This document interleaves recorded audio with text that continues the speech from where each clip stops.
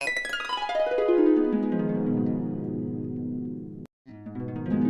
Children, welcome back in civics class. आज हम लोग कंटिन्यू करेंगे चैप्टर 6 जो कि है पॉलिटिकल पार्टीज़, और उसका ये पार्ट 5 होने वाला है। इसमें हम लोग नेशनल पार्टी और स्टेट पार्टीज़ के बारे में पढ़ने वाले हैं। तो आइए शुरू करते हैं। Types of political party.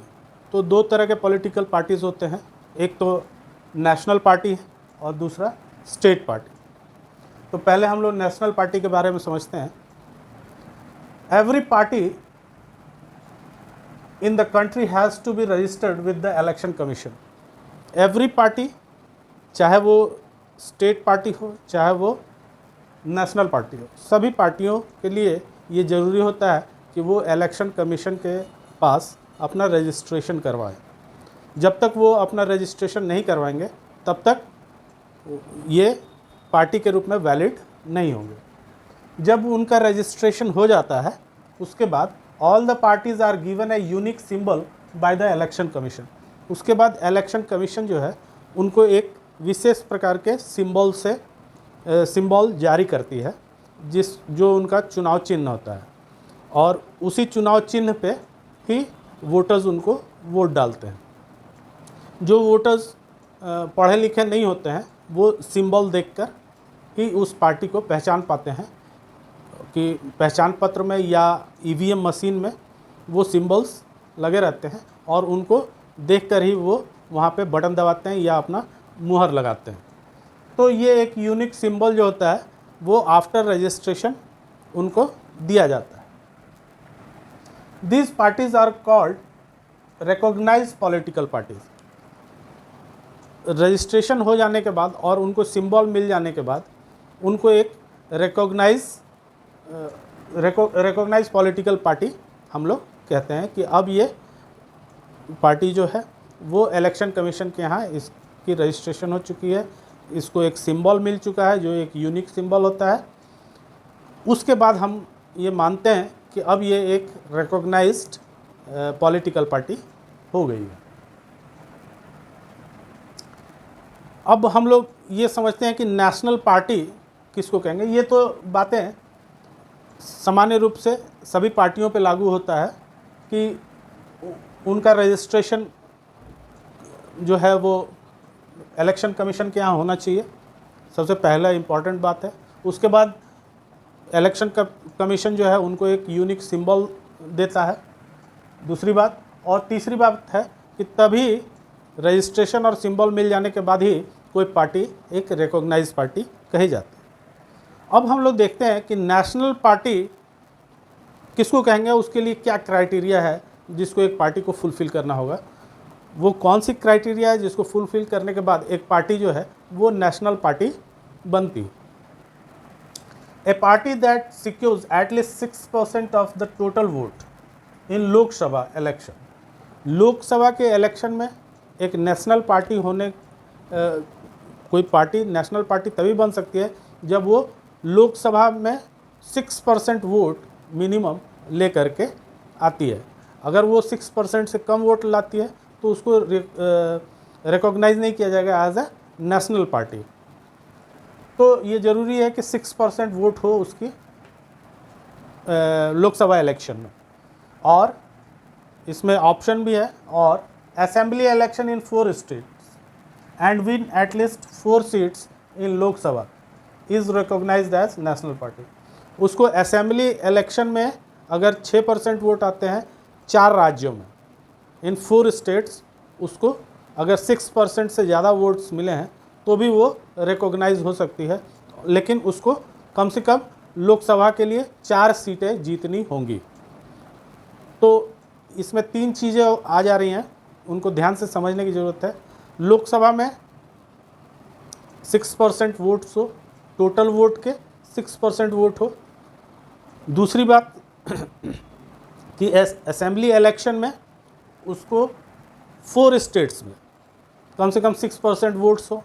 इसके अलावा उसको कम से कम 4 स्टेट्स में 4 सीट्स जीतने की ज़रूरत है।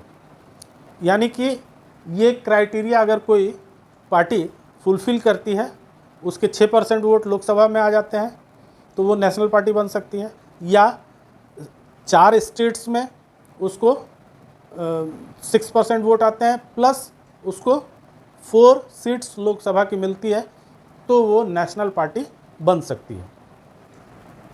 तो ये तो थी नेशनल पार्टी की क्राइटेरियाज, और जब तक कोई पार्टी इन सारी बातों को फुलफ़िल नहीं करती है तब तक उसको एक नेशनल पार्टी की तरह रिकॉग्नाइज नहीं किया जाएगा, तब तक वो एक स्टेट पार्टी होगी। अब हम लोग स्टेट पार्टी को भी समझ लेते हैं कि स्टेट पार्टियां क्या होती हैं। A party that secures at least 6% of total vote in an election to legislative assembly. अगर लेजिस्लेटिव असेंबली में उसको 6% वोट आते हैं, किसी भी स्टेट के लेजिस्लेटिव असेंबली में उसको 6% वोट आते हैं, and wins at least 2 seats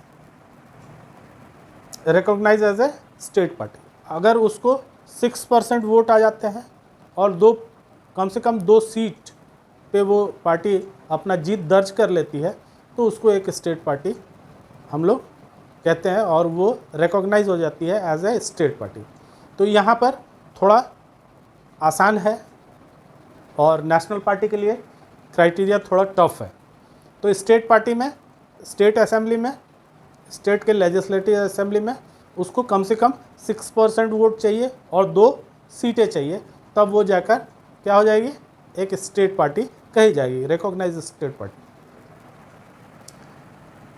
state parties are commonly referred to as regional parties. State parties जो होती हैं उसको हम लोग रीजनल पार्टीज भी कहते हैं, क्योंकि एक ये स्टेट एक रीजन से संबंधित होती हैं, इसलिए इनको हम लोग क्या कहते हैं, एक रीजनल पार्टी कहते हैं। ये स्टेट पार्टी का है या रीजनल पार्टी का है, बोथ थिंग्स आर सेम। तो state party are commonly referred to as regional parties. तो इसको स्टेट पार्टी भी कह सकते हैं और हम लोग रीजनल पार्टी भी कहते हैं। State parties makes Indian parliament diverse. ये इंडियन पार्लियामेंट को डाइवर्स बनाती है, उसमें विविधता लाती है। अब विविधता इंटरनली भी हो सकती है और ऑर्गेनाइजेशन के इम्पोर्टेंस से भी हो सकती है।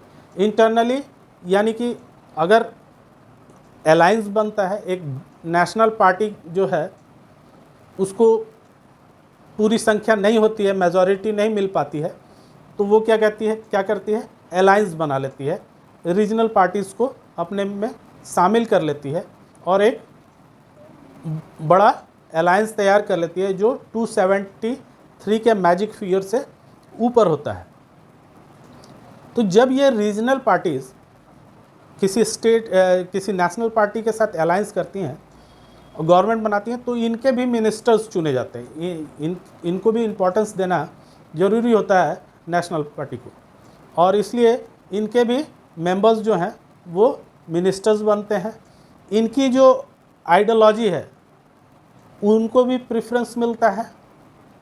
एक रीजनल पार्टी अकेले गवर्नमेंट तो फॉर्म कर नहीं सकती है, लेकिन जब वो अलायंस का हिस्सा हो जाती है तो उसका पार्टिसिपेशन गवर्नमेंट में हो जाता है और वो अपने छोटे मुद्दों को भी एक नेशनल लेवल पर एराइज करने की कोशिश करती है। तो इंटरनली वो मजबूत बन जाती है, इंटरनली उसको फ़ायदा होता है, वो अपने आइडियोलॉजी को वहाँ एराइज कर सकते हैं और इनका संगठन भी मजबूत होता है। तो ये देश के लिए, गवर्नमेंट के लिए और लोगों के लिए ये अच्छा होता है कि रीजनल पार्टीज़ जितनी ज़्यादा होंगी उतना ही जो है पार्लियामेंट डाइवर्स हो जाएगा। दूसरी बात, state parties play a very important role in national politics. जैसा कि मैंने समझाया कि नेशनल पॉलिटिक्स में इन रीजनल पार्टियों का इम्पोर्टेंस कैसे बढ़ जाता है। इम्पोर्टेंस इस तरह से बढ़ता है कि जब वो मेजॉरिटी के फिगर से नीचे रहती हैं तो उनकी मजबूरी हो जाती है नेशनल पार्टीज़ की कि वो अलायंस बनाएं। अलायंस बनाएंगे तो रीजनल पार्टियों का पार्टिसिपेशन गवर्नमेंट में आ जाएगा और इस तरह से ये जो नेशनल पॉलिटिक्स है उसमें ये रीजनल पार्टियाँ इन्वॉल्व हो जाती हैं और वहाँ पर इनके जो उद्देश्य होते हैं, इनके जो मोटिव्स होते हैं, वो भी नज़र आने लगते हैं नेशनल लेवल पर। तो state parties play a very important role in the national politics. इस तरह हम लोग देखते हैं कि नेशनल पॉलिटिक्स में इन रीजनल पार्टीज़ का भी बहुत इम्पोर्टेंस है, क्योंकि इनके बिना कोई भी बड़ी नेशनल पार्टी अलायंस तैयार नहीं कर सकती है। हाँ, अगर उनको खुद से अगर मेजॉरिटी के ऊपर सीटें आ जाती हैं तब तो वो फॉर्म कर लेंगे गवर्नमेंट, कोई दिक्कत नहीं है। बट अगर उससे कम आती हैं तो वहाँ इनका इम्पोर्टेंस बढ़ जाता है रीजनल पार्टीज़ का, क्योंकि दूसरी जो नेशनल पार्टी होगी, जो ज़्यादा संख्या में होगी, वो कभी दूसरे नेशनल पार्टी को जल्दी सपोर्ट नहीं करती है। लेकिन रीजनल पार्टीज़ चाहती हैं कि वो किसी नेशनल पार्टी के अलायंस में शामिल हो जाएं, ताकि वो जानती हैं कि वो गवर्नमेंट फॉर्म नहीं कर सकती हैं। लेकिन अगर वो किसी नेशनल पार्टी के अलायंस में शामिल हो जाती हैं तो उनको गवर्नमेंट में पार्टिसिपेशन मिल जाता है, और ये उनके लिए बहुत बड़ी बात होती है, और इससे हमारा पार्लियामेंट भी मजबूत होता है। National parties form alliance with the state parties to form government. Same चीज़ है कि नेशनल पार्टीज़ जो है उनको ज़रूरत पड़ती रहती है इन नेशनल पार्टीज़ की। तो हम लोग देखते हैं कि नेशनल पार्टीज़ और स्टेट पार्टीज़ इम्पॉर्टेंस दोनों की है। हाँ, नेशनल लेवल पे ये नेशनल पार्टियाँ बड़ी होती हैं, इनके पास वोटर्स की संख्या ज़्यादा होती है, इनके फॉलोअर्स ज़्यादा होते हैं, इनके एक्टिव मेंबर्स ज़्यादा होते हैं, और इनके जो व्यू पॉइंट है वो नेशन लेवल का होता है। ये सारी चीज़ें हैं। लेकिन ये स्टेट पार्टीज़ जो रीजनल पार्टीज़ हैं उनका भी इम्पोर्टेंस है, क्योंकि अगर कभी इनको ये अपने गवर्नमेंट फॉर्म करने के मैजिक फिगर से नीचे होती हैं, ऐसी स्थिति में उनको इन स्टेट पार्टीज़ से, इन रीजनल पार्टीज़ से हेल्प लेना पड़ता है, और तभी गवर्नमेंट फॉर्म होती है। और वैसे में इन छोटी पार्टियों को इम्पोर्टेंस मिलता है और हमारा पार्लियामेंट डाइवर्स हो जाता है। तो बच्चों, आज हम लोगों ने देख लिया स्टेट पार्टी और नेशनल पार्टी। अगर आपको समझ में आ रहा है, आपको पसंद आ रहा है वीडियो, तो लाइक कीजिए और शेयर कीजिए दोस्तों के साथ। Thank you.